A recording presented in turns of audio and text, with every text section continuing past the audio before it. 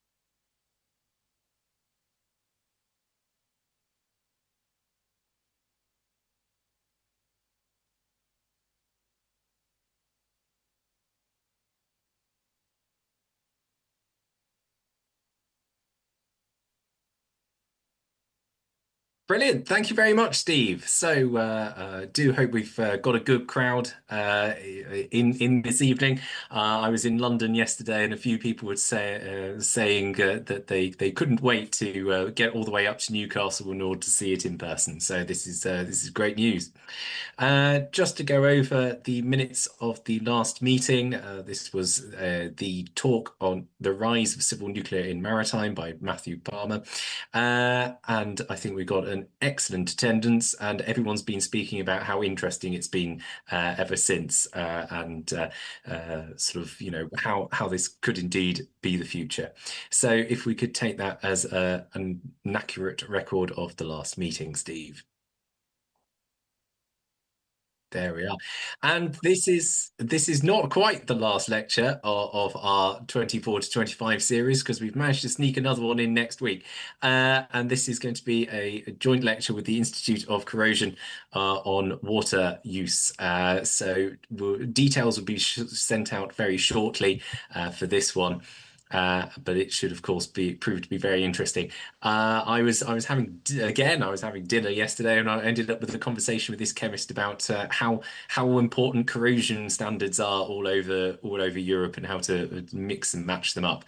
It's of course it is always great to have the Corrosion Institute of Corrosion come and join us as they're exploring these really important topics across borders as well. Just to let you know, all of our events can be found online and our ever increasing back catalogue. We've got over 1,000 subscribers on YouTube now, so I think we're definitely in the realms of a vibrant engineering community online. But there's plenty of ways to keep up with what we're doing, and we're currently working on our 25 to 26 lecture series. So please do follow us to make sure you hear about it first.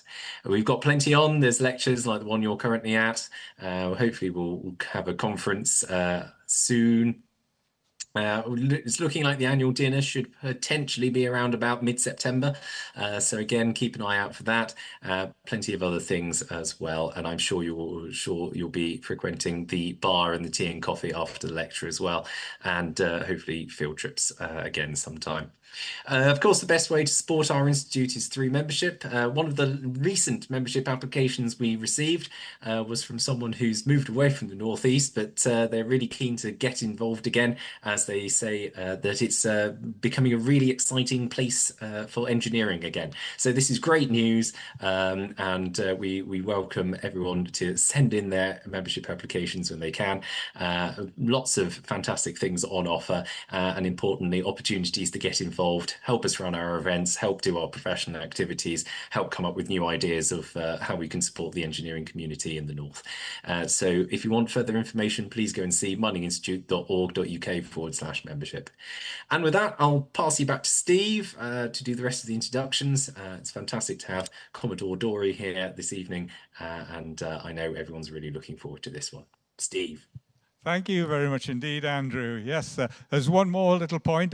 Do we have any apologies for absence tonight? Norman Jackson. I have Norman Jackson, and I have Alison Crompton. So no others? No. Okay, right, let's get into it. Here we are. Very good. Right, tonight we have what appears to be an absolutely wonderful talk on Light Across the Waters, the evolution of the lighthouse, and the technology behind the aids to navigation by Commodore Robert Dorey, who's here now.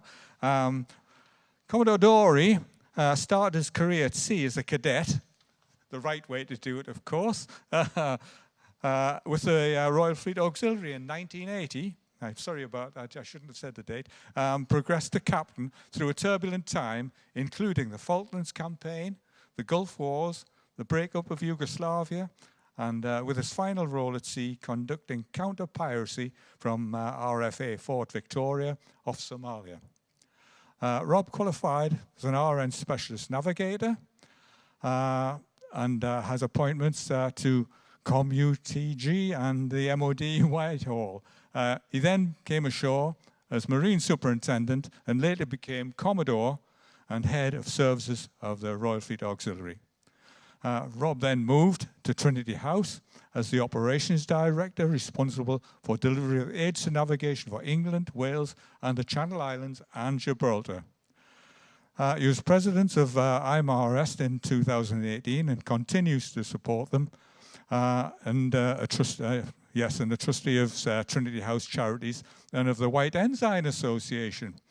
In 2024, he moved from Trinity House and now operates as a marine consultant. And that's quite a long talk to tell you what I know about Robert, but he will tell you much, much more. So I'm not going to waste any more time. May I have pleasure in passing you across to Robert to give you a talk tonight on the light across the water. Thank you. Thank you very much.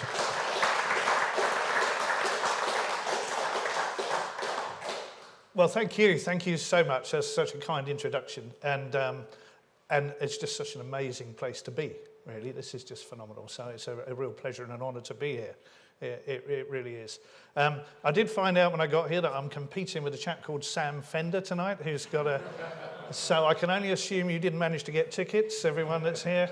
I can't sing, so we'll just make the best of it. But he probably doesn't know much about lighthouses either, so we'll see how we go. But no, honestly, it's a real pleasure to be here. What we're going to do, or hopefully what I plan to do, is sort of just give you a little bit of an introduction to Trinity House, just a little bit of the sort of how it works, what it's all about, a little bit of the history, just to touch on a little bit of that, which sort of set the context of how Trinity operates. And then we'll sort of move into the sort of the nitty-gritty of lighthouses and light technology and all the things we do today. You know, people sort of sometimes look at Trinity House and sort of go, well, you've been there 500 years, you know, it must be some old ancient institution stuck in a rut. Well, honestly, far from it. You know, it's been continually evolving for 500 years. And it has to, like any of these sort of historic organisations. You've got to be relevant, stay relevant for today. And I can assure you that we are, and hopefully I'll convince you of that as we sort of go through. But, you know, just to step us back a little bit, there's Trinity House. That's the headquarters in London at Tower Hill. You come out of Tower Hill Tube Station, it's right there. If you look out the front windows, look across, there's sort of the Tower of London in the distance. But Trinity Gardens, actually, in the forefront, which if anyone's been there, is the Merchant Navy Memorial for the First World War and Second World War. And particularly because the Second World War Memorial is in a sort of sunken part of the garden, people do just drift past. So, you know, if I could ask you, if you are in that area, do take a little look. It's quite amazing and quite stirring and sort of moving to see it there with plaques of all the ships and all the names. And people come there to look for Grandad and so on. It's quite remarkable. And nice and peaceful as well. So that's Trinity House. the headquarters, but the Lighthouse Authority has depots around the country. So I always think of Trinity House as mainly the centre of the charity in London, but also obviously the headquarters for the Lighthouse Authority. But the Lighthouse Authority has its bases in Harwich and Swansea and St Just, which is Land's End, where we operate the helicopter predominantly from there. We keep the two very separate because the charities, we need a sort of glass wall, if you like, in terms of the funding. And I'll tell you a little bit more about the charities in a moment. But the charities are kept on one side and the Lighthouse Authority business is kept on the other, which is paid for by light dues, which is a very rare hypothecated tax, which means it would be the equivalent of paying road tax and it actually going on the roads. So when you pay light dues, it actually goes to the Lighthouse Authorities. So it's ring-fence sort of tax. And that's paid by ships that come into UK ports at a rate of 45 pence per tonne, up to a maximum of 40,000 tonnes, which works out about £18,000 a call for a big container ship. That money goes into a pot, and it funds Trinity House, the Northern Lighthouse Board, and a proportion of the Commissioners for Irish Lights, who look after Northern Ireland on behalf of the UK. Again, a little quirk of history as it is. Put the politics to one side, it makes absolute sense that Ireland is managed as an island in terms of shipping. So that's sort of how that works. The charities, there's two charities, in fact, and a little bit like this building. The house there is a charity in its own right, and it sort of has to rent out its rooms and so on for corporate events, weddings, and all those sort of things. And as we were chatting before, that can be tough at the moment. You know, post-COVID, things just haven't ramped up to where they were before. So people are having to be imaginative as to how you sort of fund the upkeep of a building such as that. But the other main charity that we operate is we call the Maritime Charity. And that's the one that looks after its key objectives are safety, benevolence and training. And we'll talk a little bit about those, but essentially benevolence goes back to the origins of Trinity House, of looking after sort of seafarers and their families on hard times. And there's links, although with Trinity House Hull and Trinity House Newcastle, in that we do very similar things, or certainly did very similar things in the past, some of which we continue to all do. And despite the name, they are totally separate organisations. But we have good liaison, and we're all trying to achieve the same sort of thing, certainly in terms of charity. One of the things that we do all do together is deep sea pilots. Trinity House used to run pilots, as the others did, in lots of harbours around the country, which are now run by the ports themselves.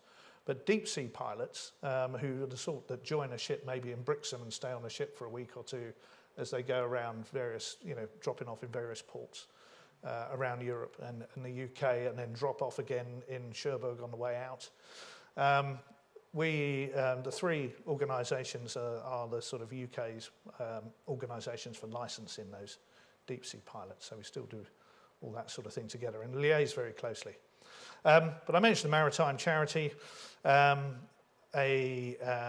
We run a scholarship scheme which brings cadets into the industry. We have about 150 cadets going at any one time. We've picked up the management of 20 or up to 20 Ukrainian cadets that the government is funding as well. So we're managing them too. But a lot of it goes on the benevolence, looking after old folks on hard times, if you like. And there was a lovely phrase of decayed seamen, which if you read back into the Royal Charter and you think, I must have been that one day, I forget. But it's so that's the sort of thing we get up to. The management of it is it's managed by 31 voting elder brethren. I'm an elder brother, and I was that by default as being operations director. But it's like Hotel California. You check out, but you never leave. So I'm an elder brother for life. And the 31, it sounds a lot, but that's what it is in the charter, and we've stuck with it for now. They create that forms the court. And I say to people, really, it's the overarching management board for the organisation. Beneath it, and work is delegated to two boards that get on with the day-to-day business. The corporate board, which runs the charities, and the fraternity being the sort of the group of marine professionals. It's around about 400, 450.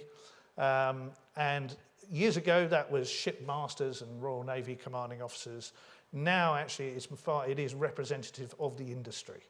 So the fraternity is made up of lawyers and brokers and insurers and ship owners and operators, but importantly, still seafarers as well. So every bit of the industry is represented in the fraternity. The other side, which we'll get onto, is the Lighthouse Board, which manages the business of the General Lighthouse Authority, which is a statutory task given to Trinity House through the Merchant Shipping Act. So that's what they get on with. So stepping back to a little bit of history, we do say there was no precise beginning to Trinity House. I'm sure there was, but we focus our history around 1514, which was the Royal Charter by King Henry VIII.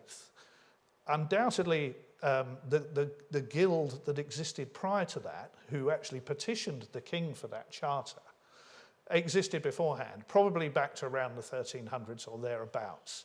A lot of our records were lost in the Second World War. All the sort of valuables and records were put into the Tower of London, along with a lot of other stuff, that was to be kept safe from bombing raids and so on of London.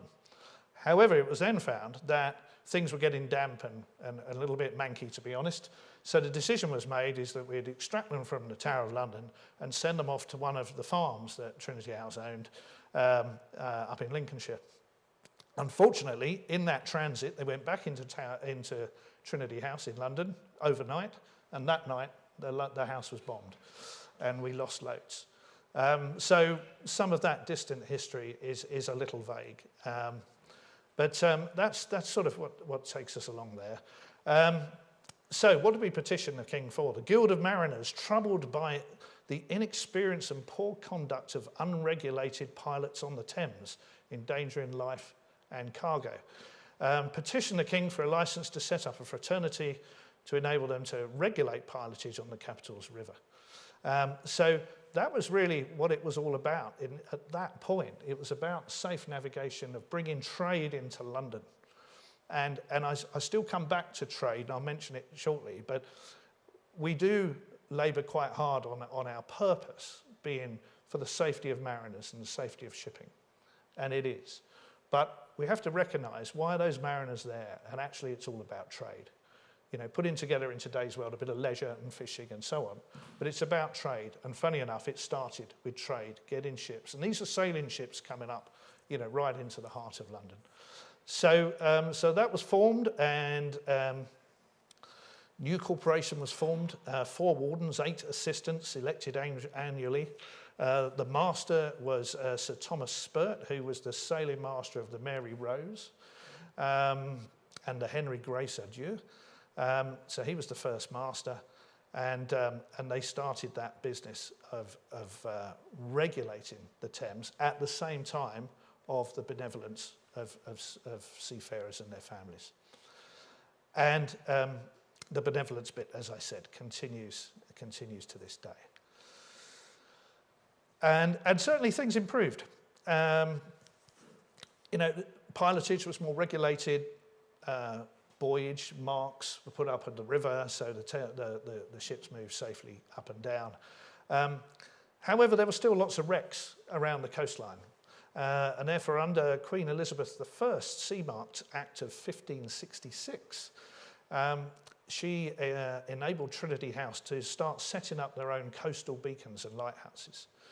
So that's where it started then to spread out of the London River and around the rest of the coast. Now, there were some private lighthouses here and there, and later on they were sort of bought up as well. But that's how we sort of started moving out. But the tasks of around London sort of continued, and they had duties including marine surveying, the inspection of naval stores, call that sort of, you know, shipping stores, examining and licensing pilots that I mentioned, placing and maintaining beacons we've talked about. An interesting one is ballast. So we had a lot of ballast diggers, and if you think sort of ballast in today's world is if you're not carrying cargo, you fill tanks with water to keep the ship stable. think about that in a sailing ship. If you're not carrying cargo, how do you keep the ship stable? You know, in the ideal world, you bring one cargo in, you take another cargo out, but it may not be the same weight and so on. So actually, gravel was the ballast. And the story goes that over the 300 years of provided ballast to shipping, these guys with shovels dug out 400 million tons of ballast. Now, that's a figure that's probably difficult to properly justify, if I'm honest, but that's how the story goes. So ballast was a big thing, you know, and the more you think about it, it makes sense. Now, in this picture here, you'll see this at the background here, and that picture's still in Trinity House, not in that location, but it's still there today. And that was a picture of the elder brethren of their time. And there's still actually a sort of very similar table to this, this sort of horseshoe type table that gets used from time to time. So these people at the back here, they look quite swarthy, burly chaps for what were probably a bunch of pen-pushing sort of elder brethren. And the truth behind that is that you couldn't get the elder brethren to sit still long enough to have a picture taken, but you could instruct a whole load of ballast diggers to go and sit there and be paid whatever to sit still and have your painting done. So the bodies are of the ballast diggers, and then later on, the heads were added on the top. And there's a lovely story, again, and Trinity House is open from time to time for people to go and have tours. There's actually in that picture, if you see it in London, and they'll point it out, is that on the right-hand end, here, it's extended by about 2 feet when you see it for real. And the reason was, one of the elder brethren wasn't there when it wasn't in the country when this was done. And they forgot about him, really, until he came back and said, what about me?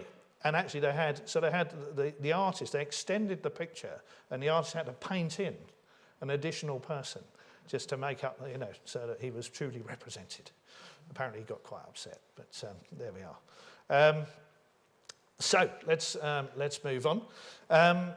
So I mentioned sort of, you know, wrecks still around the coastlines and so on, so beacons and things were starting to be constructed. Now, interesting, it's a little bit of a faint coastline here, but this is pretty much sort of Lowestoft. There we are, sort of Lowestoft along here, so sort of Suffolk. And this is interesting, being in Newcastle, I tend to think. So what's described as treacherous shoals along there, and it is very shallow, and there's sandbanks sort of run up and down there. And actually, this was the Newcastle to London coal route. It couldn't be any more appropriate being here tonight. And so a petition for sea marks was drawn up by the ship owners of the East Coast, who volunteered, remarkably, to pay a levy to raise funds for maintaining a light along that coast. So consequently, Trinity House established Lowestoft Lighthouse, which was at the time a pair of wooden towers, with candle illuminance erected in 1609. And the Privy Council allowed for a levy of 4p on ships passing the light to cover the costs of maintenance and fuel. And this is the origin of light dues, which, as I mentioned, continues to this day. And that's sort of where it started off. Sort of government love it, user pays. It's you know, that's all the terminology, isn't it? So let's move on, and that gives you a bit of the background. Let's get on to the sort of the role of the General Lighthouse Authority, and we can get into lighthouses and things. But before I do, a phrase that I'm sure many of you have seen before, but we shouldn't lose sight of: 95% of trade comes into the UK by sea. 95%, and that's by volume, if you like. The aviation industry paint a slightly different picture. They talk about high value goods. Fair enough, need to be quite light. Big stuff, 95% at the sea. So it's important, you know, as an island, we need to protect our coastlines and our seaways and ensure that we have safe routes around our coasts and into and out of our ports. And you'll appreciate, as you know, those waters are incredibly busy, some of the busiest in the world. And that's why when we put lights in, we have to have them up to a very high standard. The international standard for reliability, if you like, availability of lights is 99%. So it doesn't give you much in terms of downtime in maintaining those sort of things. But Trinity House also has a responsibility for what's known as the superintendents of local lights. So ports and rivers have their own lights. We manage everything that's offshore. Ports and rivers are responsible for their own. However, we have a responsibility to inspect them, which totals something like just under 11,000 lights that have to be inspected and audited on an ongoing basis. And, you know, and to make the point about shipping, again, I'm sure you're all aware, but things like the Ever Given, which was the ship that created the blockage in the Suez Canal, was, you know, it presented a really interesting time. Probably too brief in many ways, but actually we started to feel the effects so quickly in terms of what was in the supermarkets, where people's goods were coming from, delays and this sort of thing. It really started to bite very, very quickly. You know, and taking a diversion around the Cape, you know, adds a huge amount of miles, a huge amount of fuel, a huge amount of cost and time. So it was a useful reminder as to the effect that any delay of shipping can have and how it affects our sort of just-in-time economy that we are so dependent upon today. So worth remembering. We always use a phrase that says we're 5 days away from anarchy, you know, when the supermarket shelves run dry. And I remind you of COVID and toilet rolls, but we'll leave it at that. So, and just to make my point, this is, if you're familiar with a system called AIS, Automatic Identification System, ships over 300 tons are mandatory that they carry this. And these are tracks. It's a little bit like aircraft. It transmits like a beacon saying, I'm this ship and I'm going from here to there, and I'm this size and I might have this cargo or so many people and that sort of thing. But you can record the tracks, and so all those black lines are tracks, and that's just 28 days of AIS tracks of shipping. And you can see how sort of dense it becomes in just a month's worth, just making the point of how busy it is. Our waters are really busy, which makes the point that our work in terms of marking those waters is really important. So what do we do about that? Well, the roles of the Lighthouse Authority, just an example here, lighthouses, marking wrecks, buoyage, that's Beachy Head Lighthouse there. So that's really what we're all about. And so what does that consist of? 65 lighthouses, full points for anyone that recognises this one. I did try and choose one that was up this way. So this is Whitby. Yep, so this is Whitby. So 65 lighthouses. It was 66, but I'll show you shortly why it's now 65, which was planned. What else do we do? Sorry, here we go. There we go. We're there. Sorry, it's my thumb, not the equipment, I'm sure. 447 buoys around there. And bear in mind, that's the ones outside of harbours. So 447 buoys. This is where it's sort of interesting to compare with some like our colleagues with the Northern Lighthouse Board. The geography is different. So actually, Northern Lighthouse Board have something like 200 odd lighthouses, but far, far fewer buoys. Because as you can imagine, Scotland tends to be more deep water.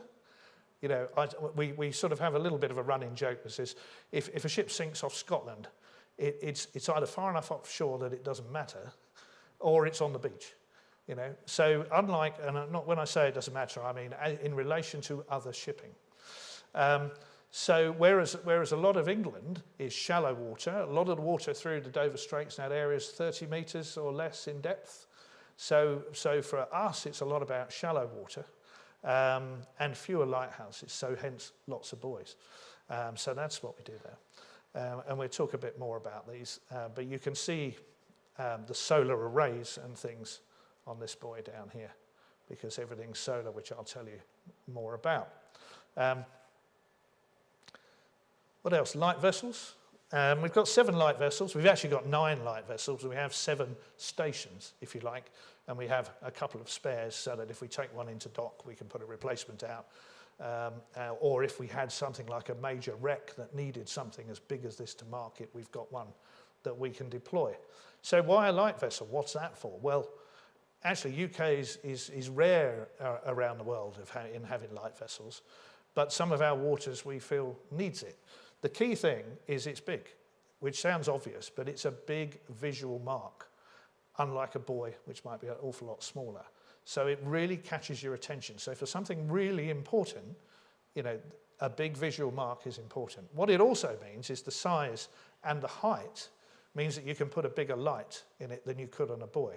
So whereas a buoy might routinely be a 5-mile light, maybe a 9, 10 we're just struggling with, but that sort of figure, we can put 15, 18-mile light on a light vessel, which is no point unless you can get it high enough. You know, you need the two together, the power and the height.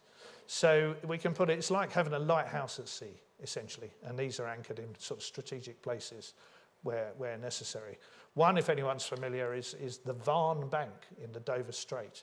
And the Varn Bank is a shallows, and it's like saying the third lane of the M25 is closed permanently. And to stop ships running over that, there's a Varn light vessel. There's also about 4 buoys because they were determined to try and run over it anyway. But it does catch your attention. And unusually, and I'll show you the one, unusually that light is red, just to make the point that this is a particular one, unlike lots of white lights. Look out for the red light for good reason.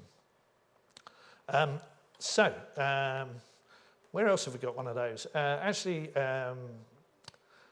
Off of Land's End, Seven Stones, which was the scene of the Torrey Canyon grounding in 1960 something. I think I'm about right. So there's a little traffic separation scheme now that takes you up around Land's End, but that area has one of these on it, which was put there after the Torrey Canyon to make it really obvious. What else? Risk response, maintenance and repair. So we've got a fleet of 3 ships and the odd chartered vessel that we bring in from time to time as well. The Patricia, the Galatea, and our small ship in the bottom corner here, the Alert, which we call our rapid intervention vessel, so it's got a bit of speed. So these ships have a multi-role. They go and service and maintain the buoys, or take out fresh ones from time to time and bring them back. We tend to keep a buoy out for about 5 to 7 years, depending on condition. They're reviewed every year by the ships, and we build out our database that then brings them back on a condition basis rather than just time. Things like chain, if it wears, they'll replace that at sea. But if the buoy eventually starts to deteriorate in many ways, that's when it's time to bring it back in and we put a fresh buoy out. But things like that have improved over time, because the reason, say, a port hand buoy would often come back, a red buoy, is because anyone who's owned an old red Vauxhall will know that it gradually turns pink and you lose the colour. So it might be a deterioration of colour that is a reason for bringing it back. But paint systems have improved so much now, and better ultraviolet protection, that you can keep them out there longer. And our aim is to get to the 10-year buoy. That's what we're pushing for, 10 years at sea. If it can be maintained at sea, rather than have to bring it ashore, if you like, that's fine. So those ships go and do that. We use a helicopter that we contract and share that between Ireland and Scotland and ourselves, with 2 helicopters in the fleet. And they support us get into some of the offshore stations. And I keep the van at the bottom is really important, because people get carried away with ships and helicopters and think this is all good, exciting stuff. More often than not, it's a couple of guys in a van with a really long walk at the end. Sometimes wet, sometimes involving a little boat, all sorts of things. So the man in the van is really critical, to what we do. Recs. So I mentioned their risk response. One of our roles, before we get into lighthouses really, is risk response back to this wreck problem. So, and by that, we have a number of specified areas around the coast where we have to have a ship being able to respond to the position of a wreck within a certain time. The Dover Strait, which actually for us is everything from sort of Eastbourne to Suffolk, is a 6-hour area. So we have to have a ship at all times able to be at the point of an incident in 6 hours. In between times, those ships are programmed to do maintenance or surveys or whatever it might be. So that's quite a jigsaw puzzle of covering the routine maintenance while maintaining that sort of availability to be in those areas. We have 12-hour areas around, I'd say the Solent, but it goes much wider, so the approaches for Southampton, another one around Land's End, another one that stretches up past the Humber. Again, it's areas of what are, if you like, a higher risk due to shipping density and the nature of the seabed and everything else in that area. Why is that important? Well, this is an example. In 2002, the Tricolor. This was actually in French waters, but it makes my point as well about how shallow it all is. That ship's laying on its side on the seabed. It's probably 26 metres beam, something like that, 28 metres beam, maybe 30. A significant hazard to other shipping. So our service in this respect doesn't stop the accident necessarily happening. Lots of other things hopefully contribute to stop that or reduce that risk. However, that presents a significant risk to other shipping. So I'll come back to my M25 analogy. I say we're a bit like the highways agency putting out the cones around a hazard. You know, that's what we're doing. We're trying to get there quickly. Now, sometimes they're not as obvious as this, be below the surface, and I'll show you one in a moment. But you want to get there, identify where the wreck is, as I say, not always as obvious. So our guys and girls go out and survey, ascertain the clearance depth from the top of the wreck to the sort of the top of the water, if you like, and we determine what threat that represents to other shipping. And then we will mark it. You put out notices to mariners, is one of the first things you do, radio broadcasts, everything else, but we will put buoys around here. Now, the French one, as an example, they put an exclusion zone around there. 100 ships went through it, 5 hit the wreck, and progressively they ended up with 6 what we would call guard ships out there on station, warning ships, trying to keep them away. And we did something similar on a slightly, thankfully, reduced scale that I'll show you.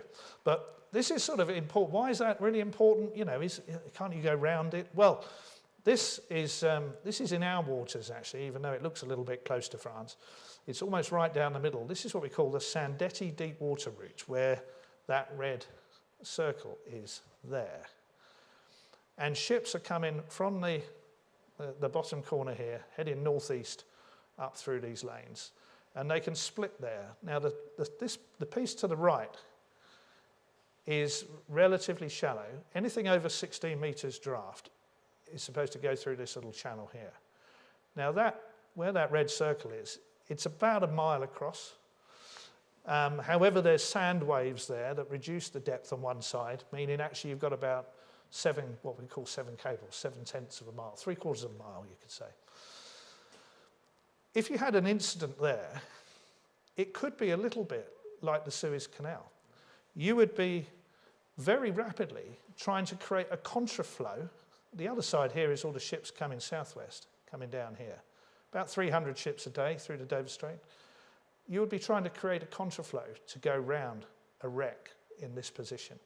It's a real choke point, potential choke point of an incident. And we have a light vessel there, funny enough, to try and draw attention to the fact that this is the shallower route, and that's where you split and go on the deeper route. And of course, I'm going to show you that it happens, doesn't it? So the blue line and the red line here are 2 ships' tracks. One is coming down the lane, the blue one. The red one is coming in from a slight angle, and they get tangled up in this area and collide, and then they sort of stray into the opposite lane, and the area I was just talking about is literally just off the bottom corner here. Luckily, it was sort of relatively superficial damage, but these were big ships. You know, these aren't small. This was a bulk carrier and a tanker, and luckily it was sort of superficial damage above the waterline. And they went off for repairs afterwards. If one or the other or both had sunk there, it's a real pinch point for us. So what looks to be wide expanses of water often isn't. Another one was the Fluvius Tamar, about a 3,000-ton sort of single hatch little bulker coming southwest. she sort of sank in about this position, and that's about 50 miles east of Dover. If you went due east of Dover, we're in this sort of southwest lane heading for the Dover Strait. She sank. Our ship, the Alert, shown there, went out to respond. The weather was pretty bad, which is why she sank. In fact, the weather pulled her hatch cover off. In went the water, single space, and down she went. So the first job, as I mentioned, is to survey, ascertain, and that's a sort of picture of the sort of survey data that we can get. Ascertain the clearance depth. There was 15 metres of water above her, with ships going through there with a 22-metre draft.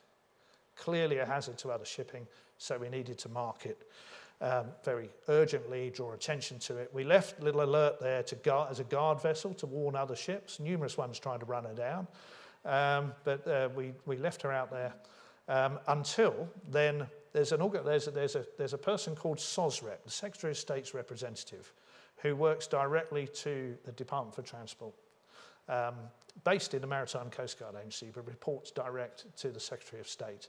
And he has the power to direct owners to shift, move, and do things with their ships in UK waters, or UK ships in other waters. So he's then in this conversation, taking the advice that we're saying, this is a hazard, we can mark it, but it's got to move.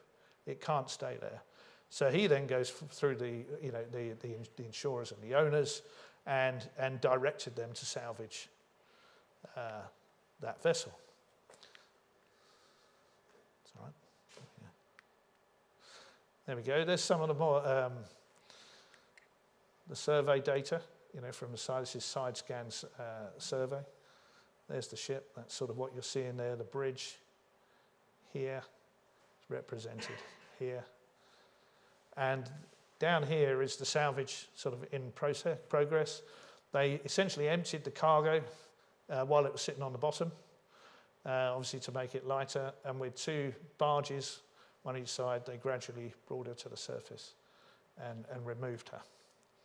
And that's based on the survey of maybe a 20-something-year-old second mate on our ship, the Alert. So, these people have got to be good, and they've got to be accurate, and they've got to be right, because that's a multi-million-pound job that follows. There was another one. This is a little tug called the Ella, or it was a tug. It was converted. You've got there basically it being towed by another tug. And this is one of these things you pick up from time to time. It was bought for £1. It was falling apart. A couple bought it with a view to turn it into a restaurant, and it was under tow and sank off of Lowestoft. These blue lines here are these AIS tracks of shipping. That's where it was, right in the middle here, which is on the approach pretty much to Lowestoft Harbour. Hardly about 5 metres above the top of that ship. Again, it had to be moved. It was uninsured. The owners, so what then, the SOSREP, what he does then is direct Trinity House to take charge of it. So we report it and then we get the job back. So we then had to take charge of the salvage. We obviously don't do the salvage. We placed the contract for the salvage and got that lifted. It was lifted because then you're dealing with hazardous compounds or, asbestos and so on that might be in there. So that makes it quite expensive then to break up. That job cost about $1.5 million for a 100-ton tug. We have a contingency fund for that sort of thing. We are then obliged to pursue the owners to try and recover our costs. So if anyone owns a yacht, do check your insurance for salvage. Just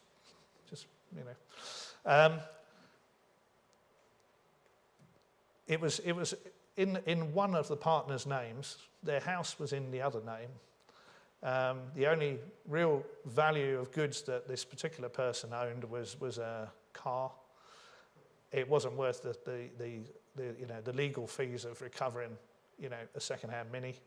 But if the house had been in this lady's name, we would have pursued them and their house would have gone. So it's a harsh lesson.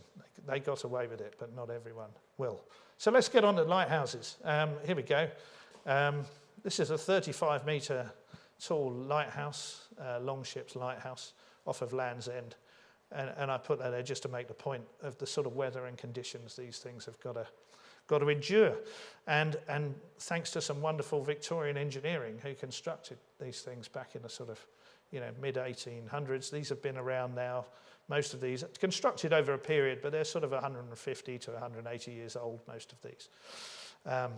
So let's have a little look at those and the construction of these things.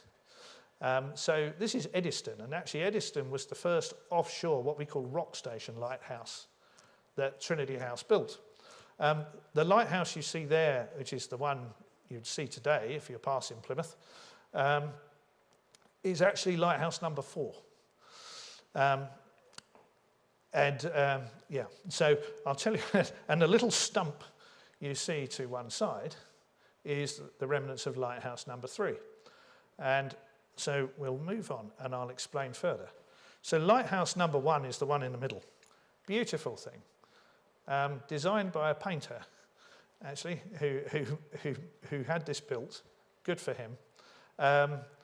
Regrettably, it burnt down, which was somewhat of a shame. But it was a beautiful thing. And there's a lovely story, actually, at one point, and I'd have to think of the dates now. When was that one? 1698. He was kidnapped by the French around that time. And when the French worked out actually what he was doing for a living in terms of lighthouses and safety of seafarers, they thought that was a very honourable thing and brought him back, which was rather nice. However, that one burnt down and he went with it. Number 2 was built, which I haven't got an image of, but number 2 also caught fire. And again, there's a horrendous story of the keepers trying to imagine the light, of course, the source of the fire is at the top and they're trying to get water up to it. And the story goes that one of them, unfortunately, it did burn down. One of them died 10 days later because of lead that he swallowed that had melted off of the roof while he's up there trying to throw water on.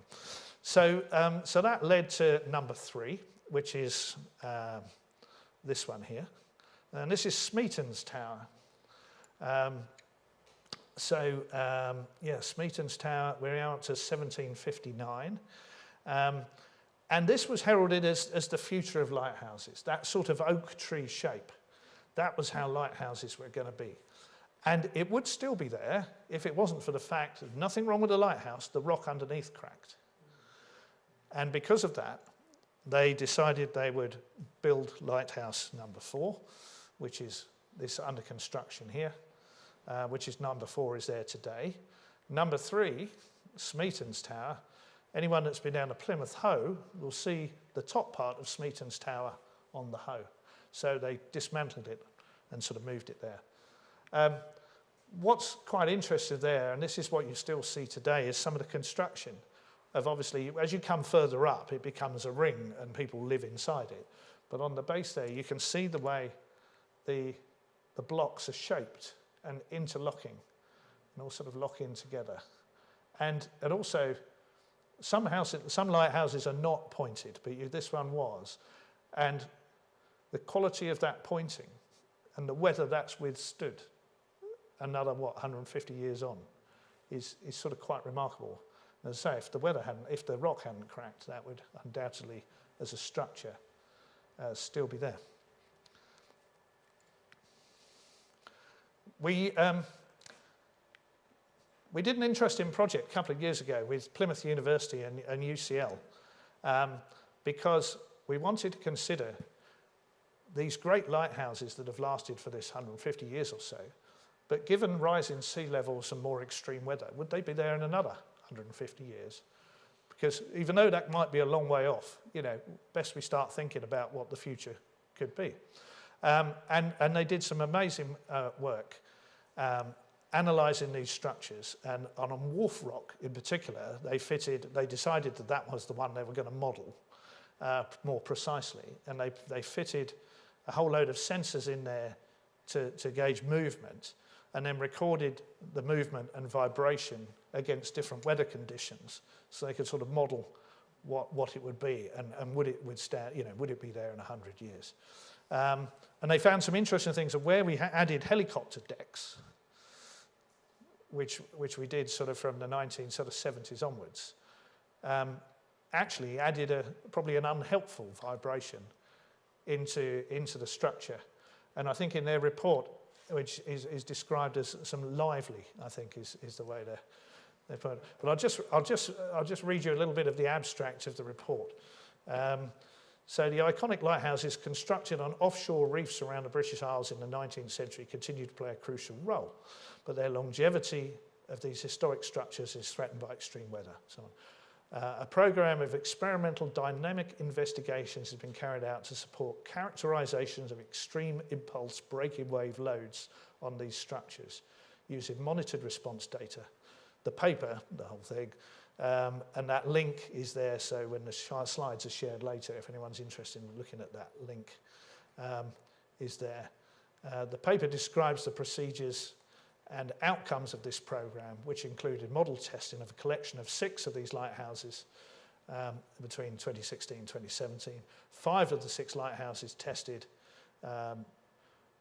feature 20th century metal additions atop the 19th century masonry tower, with the Scottish lighthouse being the exception. That's because they could land their helicopter right next door.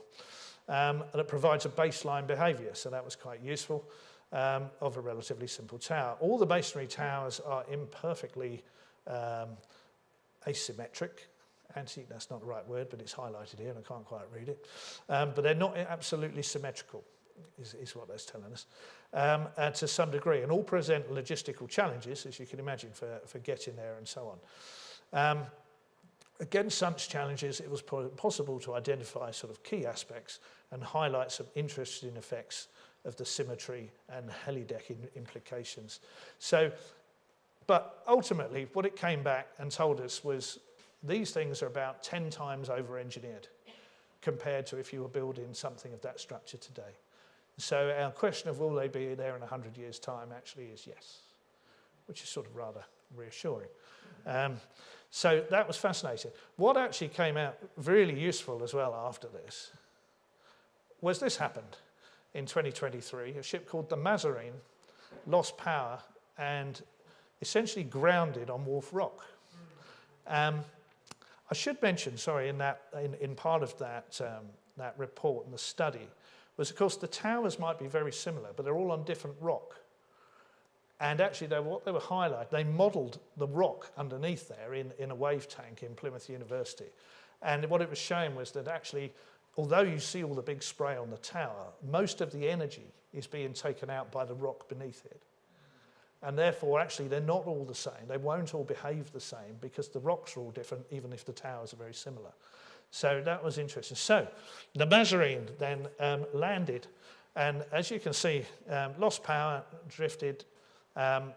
It's about 80 metres of water once you move away from the rocks. So having an anchor down was almost pointless, although it might have been nice to try. And you can see here that actually she didn't touch the lighthouse, and she's aground on the rocks, which ripped a big long hole in the side of the ship. So we had people, some of our engineers on another lighthouse, so they were giving us reports as this went. And that's a lifeboat there, keeping tabs on them. But some of the images, you thought, my goodness, that's right alongside. Anyway, it rolled off and headed off for Land's End. And luckily, they were very lucky, the weather eased. A tug from Falmouth got out and managed to pick it up. If the weather hadn't eased, that would have ended up either on 2 anchors trying to keep it off the beach of Land's End, or it would have ended up on the beach. You may recall, some may recall, there was a point of time not that many years ago where we had 3 tugs stationed around the UK, one in Falmouth, big ocean-going tugs for exactly this purpose. One in Falmouth, one in Dover, and one in Scotland. The one in Scotland is in the Orkneys, is the only one that remains. So we were dependent on this little harbour tug to get out there. Luckily they did. But what we were able to do, we were sitting there, and I was with my head of engineering in the car heading back from somewhere, and video calls and all this sort of thing going on.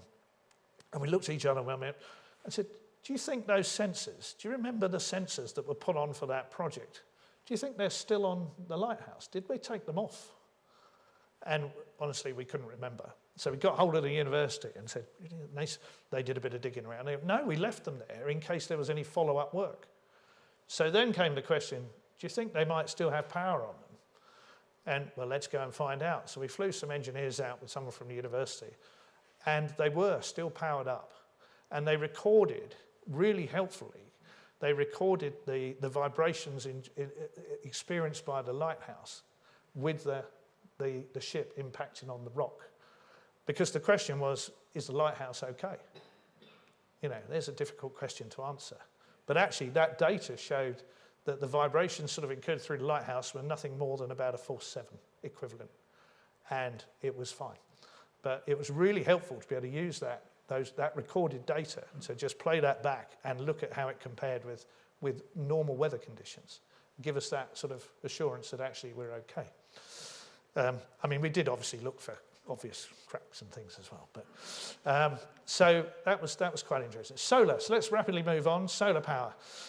This is Lundy North. Lovely island, Lundy. Lighthouse at one end and the other in the Bristol Channel. This was the first one we solarised. Interesting decision at the time. Not in the solarisation, but you can see the solar panel just in the middle of that circle there.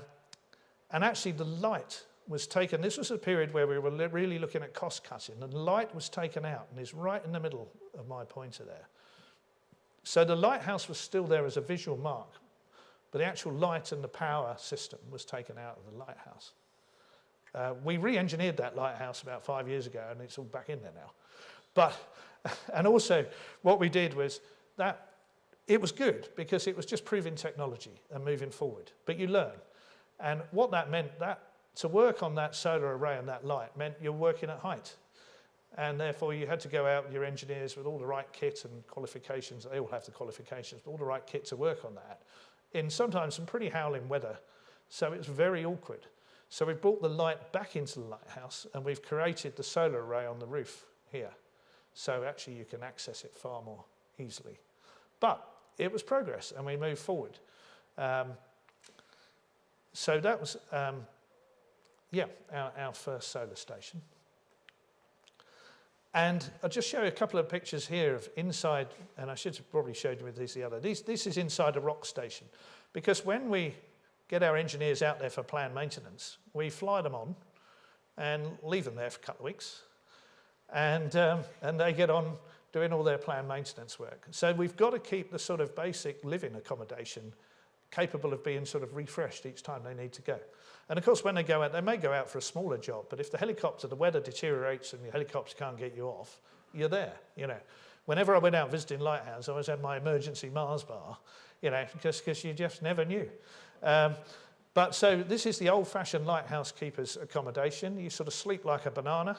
You're all in one room. You have to get on, and we do keep that available.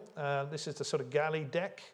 So you've got all your basic cooking facilities, and even though most of these are now solarized, where we've removed generators, we've kept one generator to provide the sort of domestic power necessary for when they're living there. It would be nice to get rid of that completely as well, but at the moment we're in a halfway house on some of those things. The hassle with keeping any generator is then you've got to keep the fuel, and therefore you've got to transfer the fuel. And we transfer the fuel in bags slung under a helicopter. So that's not particularly green way of doing business. You know, you've solarized the station, but you're still flying fuel out to it. So, but we're moving on. When you've got a land station, it's much simpler because they don't need to live in the station. They can live in the Premier Inn up the road or whatever. So a couple of projects and things. NAB Tower, eastern approaches to the Solent. This was done around 2010, but the towers themselves, these were 1918, these went in, and there was going to be a series of 12 of these, and they were anti-submarine defences at the end. They didn't get in until the very tail end of the First World War. And in the end, because of the timing of this all, they only ever built one, and that was the one. So it then became a lighthouse. And then, you know, many years later, it's been maintained to a certain point. We got to the point we needed to do a sort of real total renovation of this structure. And all that sort of outside steelwork was stripped off. About 4 meters was taken off the height, the whole thing re-skimmed. It's hollow inside, and And there it is. It is slightly wonky, but that was when it was sunk into that position in 1918. It went in slightly wonky, and it was decided we'd leave it that way rather than try and correct it. And the lighthouse, if you like, really is just that little white hut on the top. And you've got solar arrays and lights and control systems in there. A recent one that we removed is Royal Sovereign Lighthouse, which is off Eastbourne on the south coast. It was constructed of the technology, the best technology of its day in the late 60s, of steel reinforced concrete and post-tensioned concrete tower, which is in two parts and was sort of jacked up one part through the other and then stayed in that position. That was the thing. Think of 1960s car parks and shopping, centres and things. Concrete, that's the way to go. This was built on a beach in Newhaven and then towed out and put in position. On the seabed, you've got this sort of horizontal box here, which was a helicopter deck and living accommodation, also included things like compressors, generators, all your engines and power is all in there. Again, the lighthouse really is this little bit on the top that we called the pepper pot for sort of reasons. But on the seabed is a horizontal structure about twice the size of the top structure, which sits on the seabed underneath. And it's just inert concrete and rock, filled with rock when it was sunk into position. So the hassle with this, we always thought, Trinity House monitored this very carefully and believed that our problem would come with the steel, post-tensioned steel rods through the tower. And that was being monitored very carefully. In the early days, sort of unfortunately to a certain degree, but because sort of sonar type systems weren't around then, they ducked some of the concrete out to have a look at the rods, which of course really just exposed the rods. But in latter years, there's more high-tech ways of checking the condition of those. And actually, they were doing okay. What gave way is the floor here, which was a steel reinforced concrete floor, started to break up. And anyone that's seen a bit of steel reinforced concrete that gets a bit of water in it and starts to rust the steel, it starts to break away. And in some places, we'd lost about 40% of the thickness of the floor. And of course, we've still got big engines and generators in there. We looked at repairs and so on. It was, interestingly, I'm sure they were having a good guess at the time, but it was given a life of about 50 years, and it pretty much was 50 years. Of course, there are some issues with concrete structures of this type ashore, but this was built on a beach with lots of salt and salt water in it from the start, and then been battered for 50 years with salt water. So I think it essentially found its way in, started to corrode, and away it went. So we decided in the end that actually we reviewed the requirement, and we always do this. We send this back to our navigation branch, who then look at the requirement again for shipping. Do we still need it? Because we're saying, I think from an engineering perspective, this needs to come down. But do we need to replace it? If so, what with? And when this was put up, the traffic separation scheme through Dover Straits didn't exist. So there were lots of shipping, sort of head-on situations. It was a bit of a free-for-all. Now that the separation scheme is pressed, the deep draft traffic is all pushed offshore. So this is far less hazardous, that area, than it used to be. And they're separated, east and west. So we concluded that actually we didn't need to replace it with a major light. So we would remove it and replace it with just a buoy. So a company, Herbosch Kier, were contracted to do the removal. Started off with a jack-up barge that did all the prep work and took sort of bits and pieces off. That little top piece is going to be on the seafront at Bexhill, linked to a little visitor centre. They did all the prep work, and you can just about see here a sort of square steel sort of structure that was created there, frame. And basically, they built that frame and built another one underneath, bolted through from top to bottom. And there was a sort of concrete core, the hollow core that was around there, bolted through the sort of strength of that sort of concrete block. And that's what they lifted. That was the lifting frame to lift the top off. In the meantime, they then cut away the post-tension rods underneath. But before they did that, they created some temporary rods to hold the top structure in place, so they could progressively cut the tensioned rods so it was ready for lifting in the simplest way possible. They hired in a crane barge called the Gulliver. This thing can lift 4,000 tons. Each of these cranes, this green one is just a service crane for dropping people and kit on. These cranes, it's got 2 of those, that lifts 2,000 tons. And you know, they were so cocky they lifted it with just one. But actually the estimate was that our box was going to be about 1,000 tons, and it was just fraction over in the end, so well within the capability of that single crane. And you can see it being lifted clear of the tower there. The Gulliver then, that's anchored on 4 anchors, pulls back. It is self-propelled, that vessel. Pulled back to allow a barge to be brought in, and then the structure was lowered onto the barge and the barge taken away to Shoreham, where it was broken up. Not cheap, those sort of crane barges.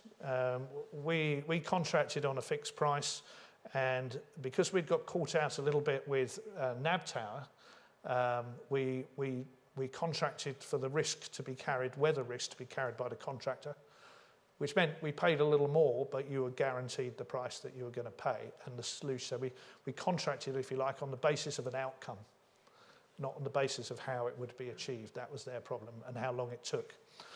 But I think the crane barge, obviously subject to all sorts of conditions, but I think you can hire one for about $250,000 a day. And it's in huge demand. So the timing for this was all based around the availability of that barge. They're in big demand. There she is, and heading off to Shoreham. That was phase 1. Phase 2, the following summer, was then removal of the tower. And the original plan for this was to cut the tower off at the bottom, take hold of it, if you like, with a temporary structure around it, cut it off at the seabed, or on the top of this sort of, you know, inert concrete structure that's going to stay on the seabed, and then lift it as one piece, and then turn it sideways and put it onto a barge. In the end, they decided the turning was high risk, and there was a chance it would break up. They had to leave the seabed clear, so anything greater than 100mm diameter had to be removed from the seabed. So the last thing they really wanted was to have things break up. They needed it clean. So what they decided to do in the end was actually take it in slices. So they went back. It also meant they didn't have to hire the Gulliver again, so that you could do this from a jack-up barge and sort of crane. And there we are, sort of cutting slice at a time off of those. And obviously, you start above water and then you end up below water. That was all completed in August last year, and 98% of it was recycled, which we thought was rather good. I'll whiz on a little bit, just keeping an eye on the time. Of course, these things were manned. These were the last 6 lighthouse keepers when these were sort of unmanned and became automated and monitored from our control centre in Harwich, where all of our lighthouses are monitored, and some of the buoys that are monitored buoys are controlled from there. And out of hours, they monitor everything for Scotland and Ireland as well. But also, that's the first point for Coast Guard in case of wrecks and new dangers and so on. So that's manned 24 hours a day. And then we'll just go on to lights just briefly. So light technology itself has been sort of amazing. And of course, you think of starting off with burning wood, coal, oil, those sort of things, moving through to different sorts of electric lights and so on. And one of the interesting things on lights is looking at different types of lights and what you can do with them. So you can see here the different sort of lights and what they're capable of. Some of them we need to flash, so that rules out some lights. Some lights don't. Some stay on permanently and the lens rotates to give you your flash. Okay, but you can see here why leading to LEDs is so good, not just in power, but in that sort of lifetime of 100,000 hours and good sort of output, if you like, per watt, and the ability to flash or not, depending on what you want to do. Low pressure sodium there, really good in terms of light production, output, but very not so good in terms of duration. And obviously we need to keep maintenance down We don't want to keep flying helicopters and sending ships to places to change light bulbs. But light technology has just moved on remarkably. The other point of the light technology is how much you need, how much power you need for range. And that just gives you an indication. So the thing goes, you know, 1 candela, if you like, luminous intensity, gives you a mile. But when you get to 10 miles, you need 1,000. When you get to 20 miles, you need 100,000. So your power curve, your power demand goes up and up and up. So actually it becomes all about power. It really is all about power. So we progressively moved to LEDs as they've become available. And really it's that combination of LED technology, battery technology, that has come together, and solar, which come together to transform what we do. Because by being able to reduce the power demand of the light, and the original lights in lighthouses were even up to 3 kilowatts. 1 kilowatt regularly, 3 kilowatts on the big ones. Whereas we can now run that with an LED of about 60 or 70 watts. That gives you the option to go for solar. And then the battery technology gives you the ability to store the energy and use it when you need it.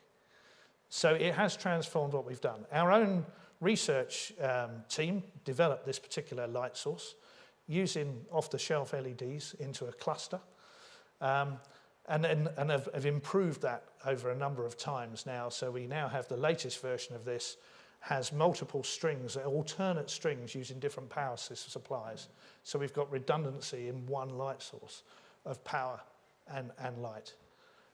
And you can make them flash or you can leave them on. So in something like this, which is a fixed lens, this is in the middle here, that would flash to give you your character. In other lighthouses where you have a rotating lens, it can be used where it stays on all the time. However, we're moving away from rotating lenses because they sit on a bed of mercury. So 2 tons of glass floats on mercury. And then what do? We put it in something resembling a greenhouse, so in warm weather it gases off. So hence the big lenses, beautiful though they are, I think of them as a piece of art and science together, are being moved in place of LEDs. An interesting one here, this is Longstone, so Grace Darling territory, but they had a go here at redundancy by having what they call this spectacle lens. And you can see, however, what we did then more recently is we've kept that lens that doesn't use mercury, it's on a mechanical bearing, put LEDs behind it and solarized it with the power on the roof. Now those that know their solar would say you haven't done very well there, they're at a wrong angle. But we have to work very closely with as listed buildings, and we were not allowed to let those be seen above the edge of the building. So we had to compromise on having them at the wrong angle, but more of them to get the power we need, despite that being seen by only the sort of passing seal or a seagull. But these are the sort of things. Here's a red one, Bardsey Island off of North Wales. This was a red, this was quite an early LED, a bit power hungry, hence the size of the array there. Much, much better now. These were red because of Manx shearwaters were flying into the white light. So we did an experiment here when we replaced the lights, the old light sources, we put red in. And that stopped the Manx shearwaters. We were then accused of creating an avian desert because the Manx shearwaters weren't coming to the island anymore. The reality is they were. They just weren't so visible because you didn't have dead birds sitting at the bottom of the lighthouse. It's been really successful. And this is sort of, as we've progressed through halogens, through to LEDs on a light vessel, this is now our standard solution that will replace a big rotating optic. This is Gibraltar, Europa Point, and 2 essentially off-the-shelf LEDs that will produce an 18-mile light each, using about 70 watts. And of course, only 70 watts when it's on. This is flashing, so if it's flashing, say, 2 flashes of a second each, every 20 seconds, you're on a 10% rate. So you're actually using about 7 watts per hour. So fantastic, transforms what we do. I'll only just touch on that, complicated slide, but what it's saying is how we manage our assets, really through a risk approach. Years ago, it used to be every 25 years we did a full refurbishment of a lighthouse. But the technology lasted that long. Nowadays, the technology doesn't last that long. But so what we do now is break it down into systems, look at risk of different systems and replace systems when they need doing, not the whole lighthouse. But if a lot comes together at once, we may well, do the full refurbishment. I'll just skip on a couple of these. What else? More using modern technology, drone surveys. We're using LiDAR, we've used frequently, but drone surveys now are helping us enormously. That's one of these sort of optics there. And we always look at what the visual side of things, no matter how good your lighthouse is, you can't stop every wreck, but it's important. Buoys, I'll only touch on, it's the same technology really, but buoys used to be gas powered, and you'd have fleets of boats going out relighting buoys after a storm. Now they're all LED and solar. Looking forward, newer technology, how do we sort of translate some of these sort of things? This is what's called a Navtex receiver, sits on a ship, and weather forecasts and navigation warnings chunter out, and you used to go and have to put that on the chart. Now a lot of people use electronic charts. The future will be that it will be transmitted electronically and it will appear direct on your chart. And this may well be a lighthouse, or even a buoy as a communications node transmitting data to ships. I'll just touch briefly on why do we need lighthouses still. Well, satellite vulnerability. GPS is not infallible, whether it's space weather, whether it's sort of someone jamming. That's a picture of a jammer. You can buy that on eBay. I wouldn't recommend it, but you can. We track some of this around Harwich with our research team, and you see the vans that have actually got trackers on them that come around, and a number of them that switch them off because this jammer appears, and we lose our signal as the van goes by. So this is easy. It's so easy to do. So you can't put all your eggs in the basket of GPS, and the alternative satellite systems like Galileo, Beidou's Chinese, GLONASS, Russian, all use very similar frequencies, all susceptible to similar things. So you need alternative means of navigation. Visual navigation, lighthouses are one. Other forms of non-satellite navigation, we can chat if there's any questions, but are being developed all the time. E-LORAN is one to look out for. People might remember LORAN for some time ago. New version, terrestrial-based navigation system. And I just note we share our waters with others, and more so with offshore energy. We've always shared them with fishermen. We've then shared them with oil and gas. We're now sharing our waters with offshore energy, and it can alter traffic patterns around. This is the Thanet, I think, wind farm out here. These are all the service vessels going there. They're generally on shallow water because that's the place it's cheaper to build. However, that can drive away the fishermen that used to fish on shallow water. So we're a statutory consultee in all these developments and put the case, if you like, for shipping. We don't always win everything, but the case gets made. And normally it's about, we're not trying to prohibit these things. We want to encourage it, but it's about encouraging development in a way that keeps everybody safe. And my final point is on precise navigation. It can be so precise. This is a track of a vessel going around Kent past one of our light vessels. Here it is. And the colours relate to speed. Green is whatever, quite fast. Red is slows down, and blue is sort of stopped. And so you can see something went on around here. And that's what went on. It was so precise. They ran into the thing. So my plea to whether you take boats out to sea or know people who do, or your seafarer chums, please remind them to look out the window. It's still number one navigation tool is your eyeballs. And my absolutely final comment is, if you love the idea of lighthouses, go to a company called Rural Retreats, and we rent out 32 of our cottages through Rural Retreats, and you can stay in some of these amazing locations. Thank you very much.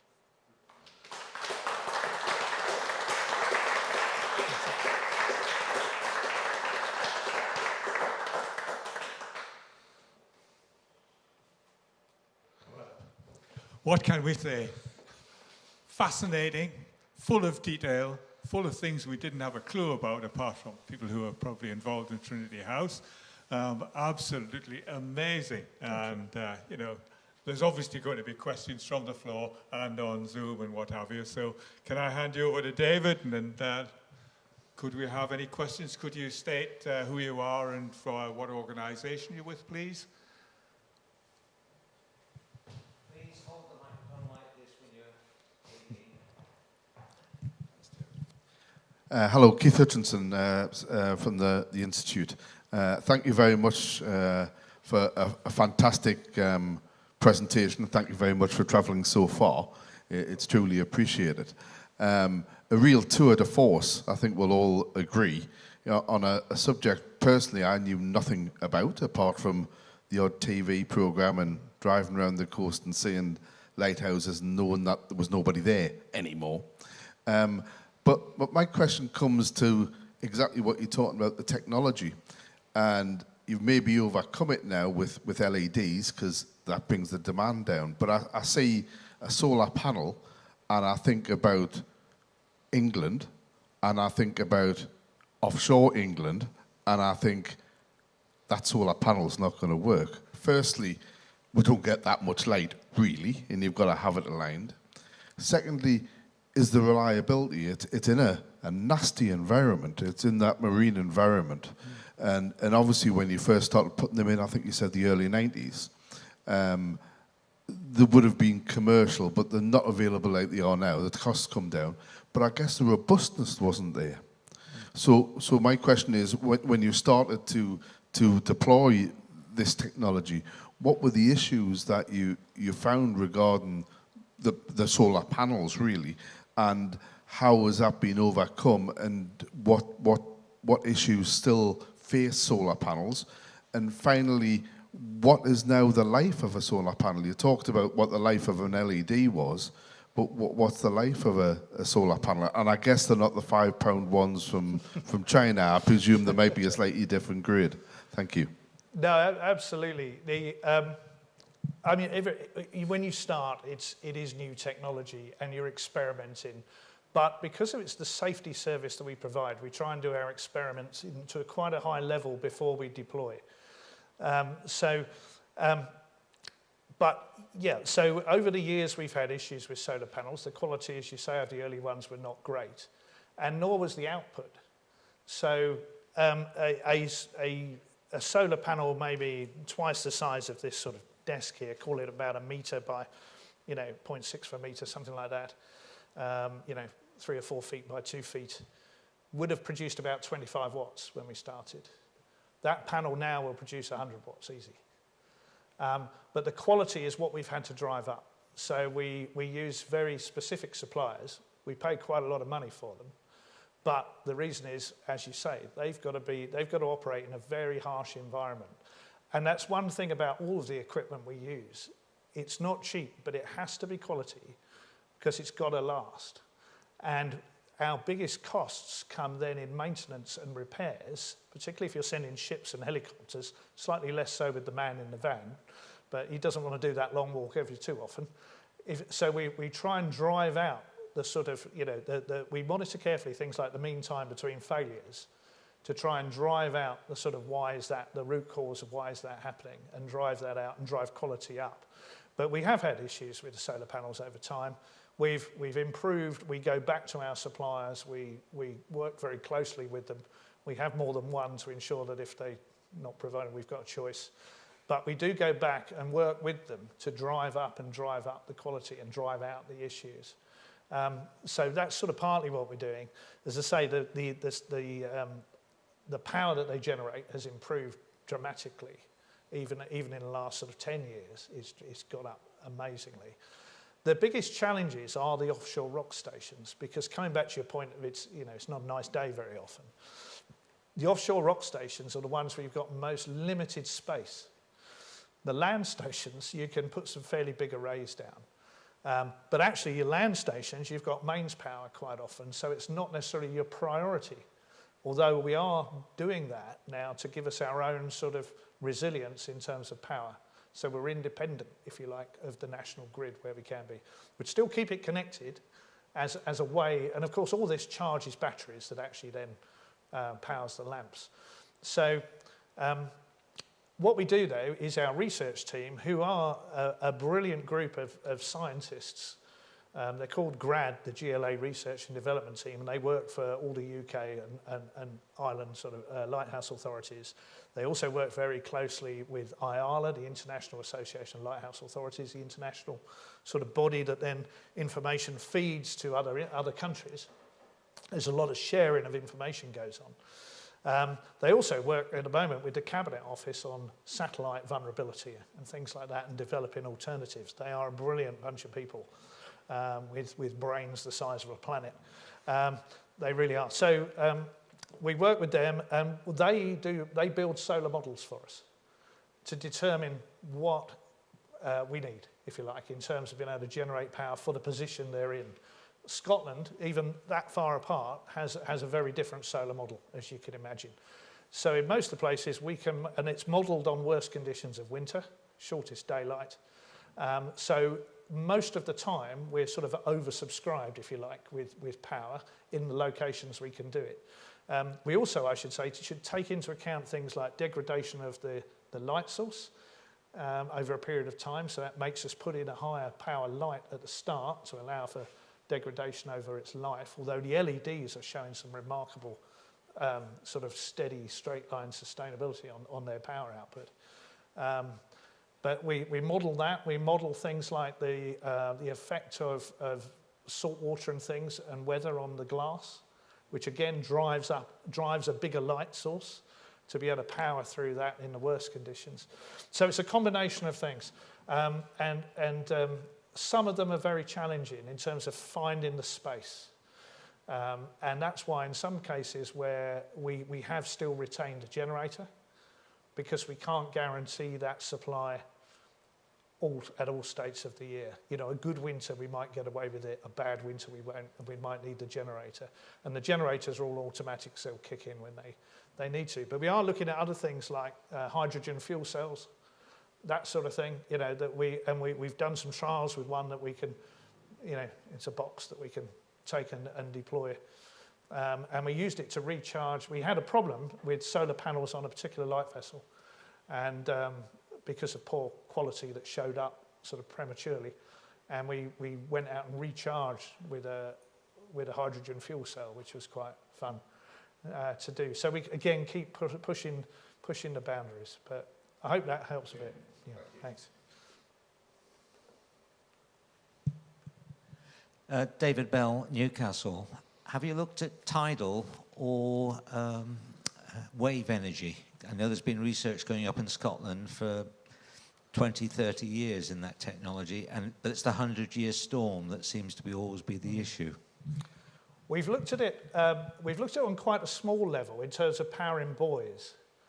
And we've looked at experimented with all sorts of different things on buoys. And it seems so obvious that you've got a buoy, the tide's flowing through it, or the sea's bobbing up and down.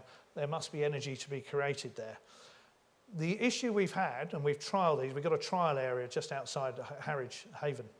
The issue is marine growth, which degrades that, sort of downgrades that power output really quite quickly in sort of the waters of the UK, which would then lead us back to more frequent clean-in, more frequent maintenance to maintain the power output. So for us, it hasn't worked at that sort of small scale.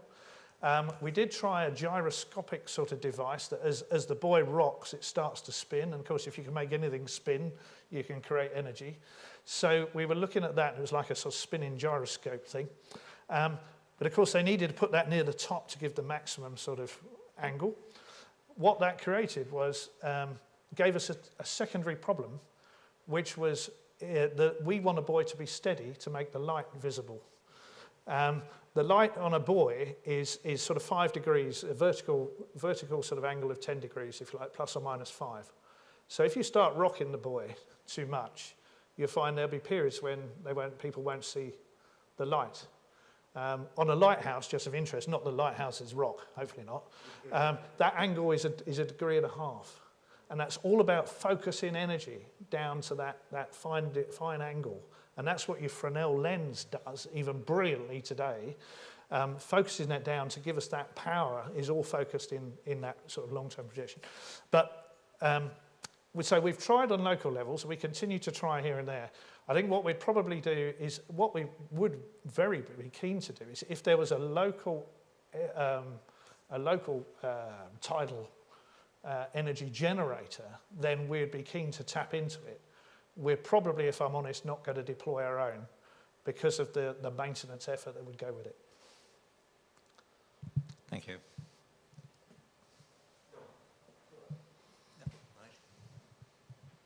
Any more questions from the floor?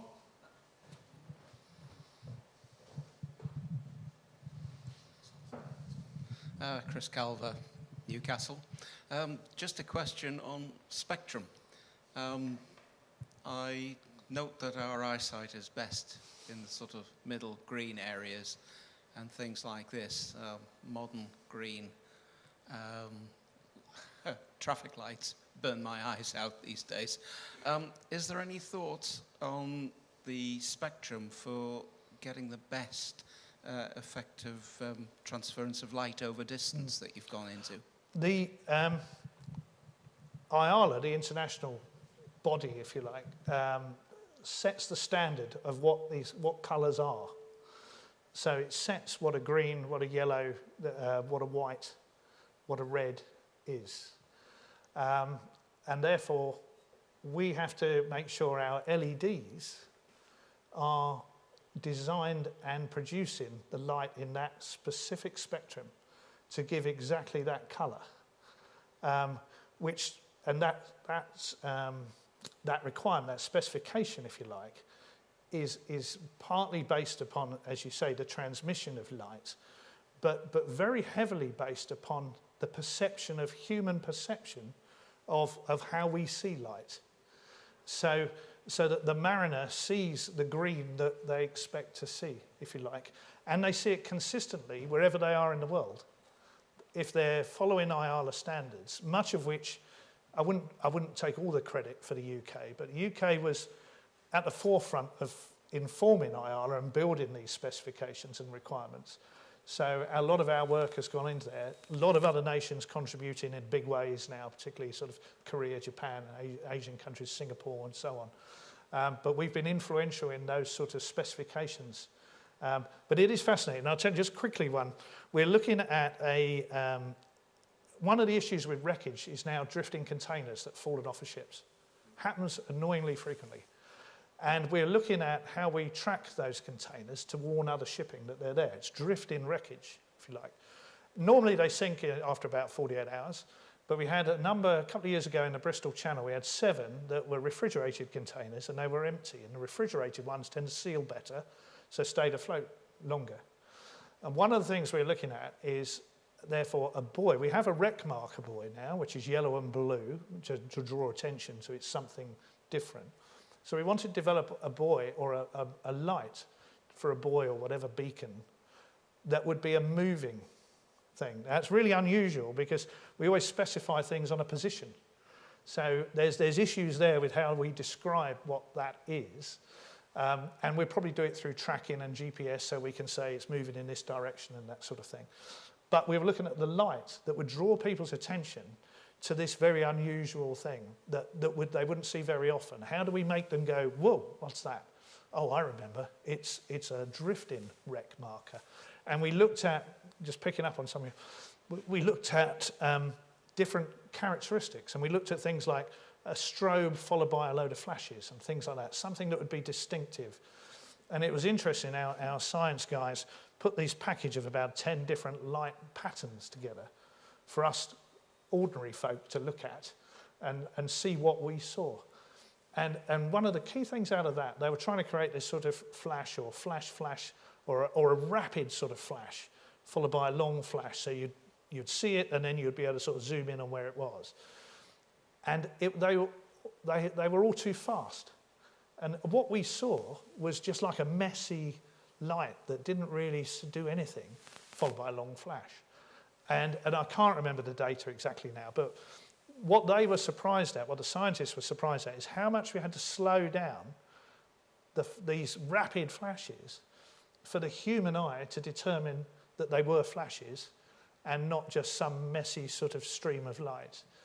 And they were amazed at that. And then none of the ones they created actually met the remit that we could see. So they were sitting there up the river off of Harwich with a laptop in the back of the car, rewriting these things to go, now try this one then, try this one then. And they're going, you're useless, can't you even see that? No, we're just ordinary people with a normal eyesight, give or take anyway. So there's a lot goes into light spectrum and understanding it. Hi, Leslie Dunlop Institute. It's just a reflection on something you said right at the beginning of your talk about the amount of ballast that was moved around. And certainly up here, if you go down around the mouth of the Tyne, you can find some really exciting examples of it. And if you walk along the beach at Marsden, it's full of flint, which can only have come up by return ballast from the southeast when they were bringing back the ships empty of coal. That's a really good point. Where does that ballast go when you now load your cargo?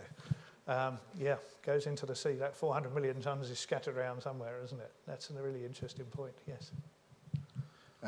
Keith Hutchinson again. I grew up with a place that had a ballast hill from that time, and they were still here certainly in the 60s, the 70s, so a lot of them were still here. Anyway, my question is, for my sins, I'm a naval architect, and I look at those lightships and I think, what a gorgeous cruiser stern.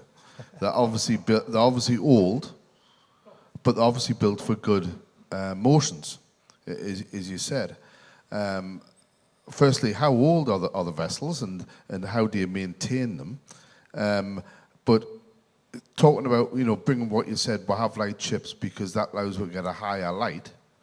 Are you looking into any, can I say, buoy technology? I worked on, going back a few decades, on low motion buoys for control and also for surveillance. So I can't talk about them too much, but the motions are very low if you design it like a bob, like a hydrometer. And given all the work that's now going into floating offshore wind, are you piggybacking on the back of that for possible replacement? Although if it's doing a good enough job, why change a long, slender form because it'll stay where it is, rather than a monopile? But it would give you the height, obviously, which is what you want for a larger light. Thank you. Yeah, no, I'm really pleased you asked that, actually, because so two things. One thing that becomes a big factor is the visual conspicuity, and that's difficult to achieve with a monopile. But they're not out of our mind, because it may be, if we were trying to replace the one of Land's End, I mentioned, Seven Stones, it'd probably be very difficult to replace it with anything attached to the seabed other than a monopile of some form, we think. But, so we're trying to take into account the visual conspicuity of this big red thing, and what the light can deliver. But you're absolutely right. So the light vessels are all getting on a bit. As I mentioned, we've got 7. We had 9. A few years ago, we had 12. So we're doing but what we're doing is that we're doing a major review of pushing it back to the navigation team to review the requirement. It was our job as sort of operations to deliver that requirement, but their job to determine what it is was needed. They didn't have the budget. They had to just throw it over the fence. And I went, what? But they're all getting on a bit. Most of them built around the 1950s. They were solid, but they were designed with a slightly different purpose as well, because not only were they designed as what we call a major floating aid, they were designed to accommodate people. They were manned. They had a crew of 6. You had cooking, living space, everything there. And that wouldn't be a feature of building one today. So we've been asking ourselves, and we've got our research team working on this as well, because the bottom line is, we've been trying to drive down the requirement to the minimum that are absolute, a sort of irreducible minimum, so that when we come to saying, right, these have got to be replaced, we can fully justify why those stations need something like that. But at the same time, that's probably what we've done in the meantime. We used to dock them, so talking about how do we maintain them, we used to dock them every 10 years. We've now started docking them every 5 years, because what we're finding is more and more steelwork need replacing every time. Some of them have been ballasted in different ways, because they used to have, obviously, fuel and water and other things that you don't need now. So some of them were probably pretty poorly ballasted with lumps of concrete and things, and you never know what the steel's doing underneath until you get it in dock and find there isn't any. So they're becoming more and more costly, if you like, to keep afloat. A major refurbishment on one of those is about $1 million. We're finding now about $500,000. Half of that's electronics and half of it's steel. So the costs are going up, the docking's reducing to keep them safe. So we are now looking at, well, what comes next? I think in about, probably about 10 years, we've got to start the process of replacing them one at a time. And that's really interesting. So we've got, again, our research team, and we went out and did a little bit of science versus sort of reality of what do you see? What does the mariner see when they're looking at one of these things? To help inform us as to what shape, size they need to be in the future, whether it could be a monopile, whether it be something else, something squat, catamaran. They need to be stable to keep the light relatively stable.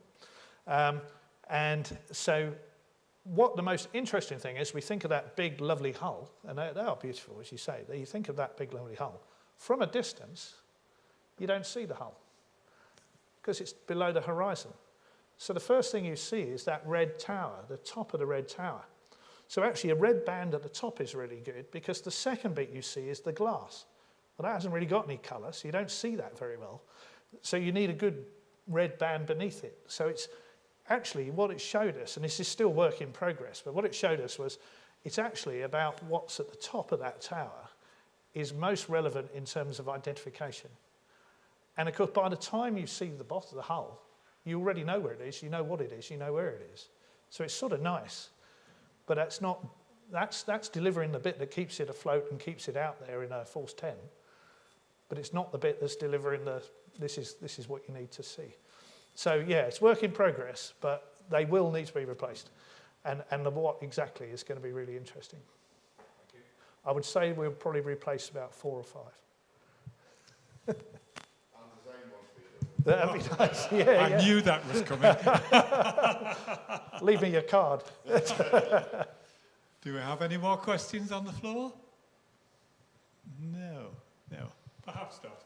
Well, I'm sure there'll be lots of people who are thinking of questions in the next few hours and wish they'd brought them forward, but that's something that's going to happen later. Well, what can I say? Absolutely wonderful. You've given us a lot of history in there too. You know, we're all fully aware, I suppose, that, you know, the Far Ross and Alexandria and things like that with the fire on the top. Very good, yes. There wasn't a lot of shipping in those days, so they probably got away with it. But you've shown us the developments of lighthouses throughout the time and what people have learned from the past. And certainly, you know, now that we could have gone back to the days of sailing ships. Yes, there was lots of wrecks, but at the same time, there weren't a great deal of ships really at the time. And what you've displayed to us tonight, certainly as far as the Dover Straits and such like is concerned, is that there's an enormous amount of ships there, and your responsibility to make sure they travel safely to their destinations is an enormous task, which you seem to be doing and thinking about how you're going to make it better. So, you know, we are moving certainly into the right direction, and I'm amazed at certainly the power usage of these LED type lamps and what have you, and buoys, you know, and the maintenance that's required for them too. You have quite a task on your hand, don't you? And you know, it's not going to get any easier. So thank you very much. You've explained to us a lot about sort of maritime safety and how important it is to us all. And actually, just a little throwback there from a story I heard many years ago. And it was Sam Goldwyn sailing off the coast of California. And Errol Flynn happened upon his boat, and Goldwyn had, you know, failed. It wouldn't sail. The motor died. And Flynn said, "Okay, I'll throw you a line and pull you in," you know, and took him out into port. But of course, unfortunately, when he got there, that's where Errol Flynn made the mistake and said, "Oh, I'll put the bill in for you," you know. And he never got another job in Hollywood again. But then that's explained. But it's wonderful, actually, that you continue to do this. And I'm sure there'll be an occasion when all of us will be here. We'll be really glad that you're maintaining these light sources throughout our coast. So everyone, I wonder if you can show your appreciation in the normal manner, please, to Robert. Thank you.